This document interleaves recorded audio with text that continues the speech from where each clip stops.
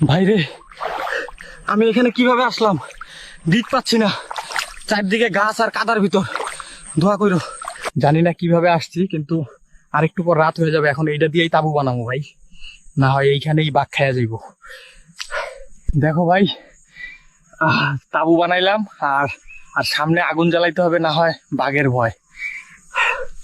ভাই, ওইটা তো বাঘ, দূর থেকে দেখাই, আর সামনে যাব না। জীবনে সরাসরি প্রথমবার বাঘ দেখলাম। বাঘ যে এত বড় হয় তা আজ নিজ চোখে দেখলাম। কি জিন্দিগি রে ভাই, মাছও ধইরা খাইতে হইতেছে। কি জানি মাছ আদৌ পাবো কিনা, না পাইলে না খাইয়া থাকতে হবে। দেখেন তো এই সাপটা কেমন সুন্দর আর ভয়ঙ্কর।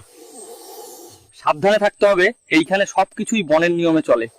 মাছের মাংসের স্বাদ নাই, কিন্তু জীবন বাঁচাইতে হলে খেতেই হবে। এমন লবণ হলুদ ছাড়া মাছ খাই নাই। এখানে খাইতে হইলে যা পাইবো তাই খাইতে হইব। এটা ফল কিনা জানিও না, খাই খাই।